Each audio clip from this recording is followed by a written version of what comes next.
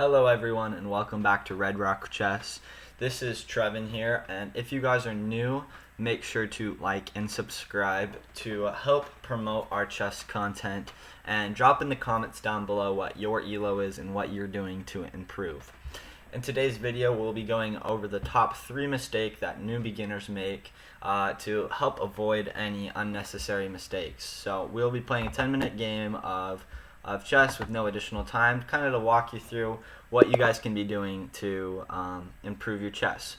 Now, the first biggest mistake that chess players make is that they don't take enough time to think about their moves. They just play really fast, thinking that it's going to fool their opponent, that it's not going to help them. And so what you need to be doing is you need to be making sure that every single move that you're making is benefiting you to the maximum. And what I mean by that is that you need to be taking the time to thoroughly think about your moves and how you can be putting your pieces in good squares that will attack your opponent.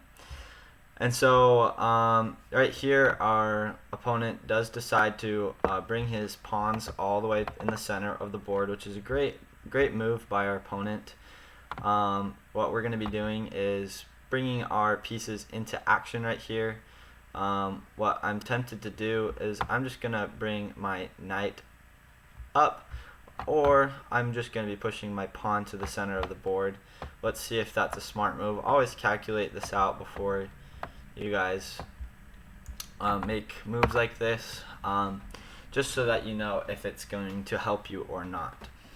And so if you guys are also wanting to learn more about chess, we do have other videos on our channel, like this, if you're wanting to learn how to play the Sicilian defense, or if you guys are just simply wanting to learn chess tactics to improve your chess theory, make sure to check out the rest of our channel. We do have a lot of really good videos.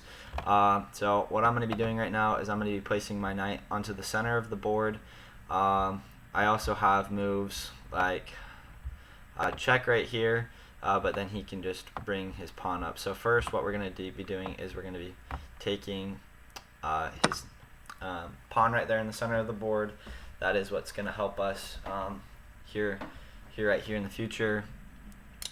And then another thing to always make sure is that you're taking as much control of the center as possible, because now I can jump to these squares with my knight, and I'm also looking at throwing in some other pretty nasty combos here in the future.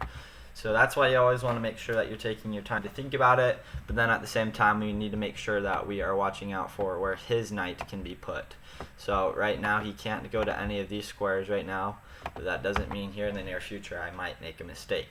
So as a new beginner, make sure that you're taking your time to be looking at every single move possibility. I would say the number 2 biggest mistake that a lot of chess beginners make is doing bullet chess. One thing that I would strongly recommend to new beginners is to not play bullet chess, and only play classical games of 10 minutes, 15 minutes with 10 additional seconds, and other timed chess to limit learning, avoid making mistakes out of the get-go. Our opponent does decide to play queen out to a4, and there's a couple different things that we could be doing at this time to help kick that queen out, and there is some different ways that we can block it. So he also has his knight on these ones, so we could just push up our pawn, we could just block it back right here, or we could just defend it. Then again, he also has 2 attackers, so we have to be aware of which one is the best. And right now, we want to create a little pawn structure. That right now is what's going to be the strongest for us. So that is what we're going to be doing. We also are going to be looking at threats to his king right now, and trying to help create any inconsistencies in his structure. And right now, some of the weaknesses that I notice on his side of the board is that he hasn't moved these 3 pieces, so we're going to try and exploit that right now. one thing that I'm going to be doing to get my queen in the game is I will be doing the exact same thing to our opponent right here. He does decide that he wants to defend with the pawn structure, which is exactly what I decided to do with him, which is really good. Some tactics that we have, can't do that because of the queen. So what we're going to be doing is we're going to be bringing our queen back right here so that we can line it up with the king, and hopefully he does not castle, and if he does, we'll just be kicking it out here shortly. So what we're going to be trying to be doing is we're going to be bringing our knight out, and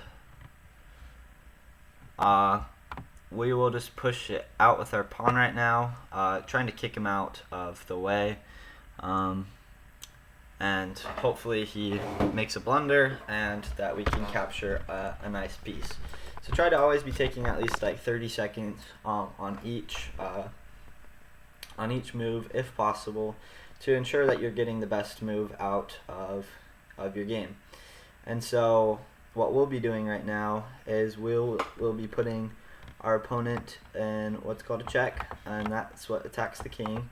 I did also notice that he did give us just a free knight, so that's why it's important to take time to on every single move. So we'll be capturing that knight, and this is also still pinned to his king, so make sure that you are taking your time with each one of these moves.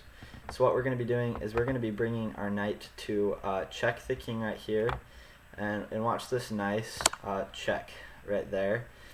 And what that does is that creates a check where I can come in and capture that bishop right there.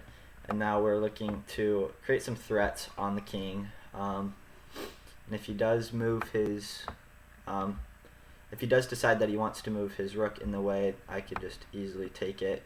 So he has to be aware of that as we go into the end game. And the third biggest suggestion that I have for any new beginners that are learning chess is to always play players that are better than you.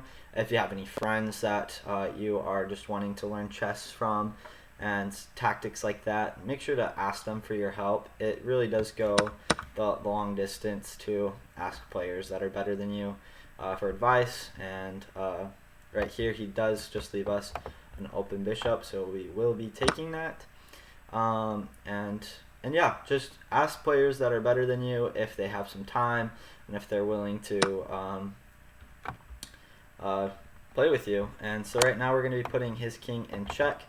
There's only one possible move for our opponent right there, and that is checkmate, guys. So make sure to follow for any other tips that you guys want to learn, and in the comment section down below, make sure to put what your favorite thing in chess is, who your favorite creator is, and I hope you guys have a great rest of your day, and thank you for watching.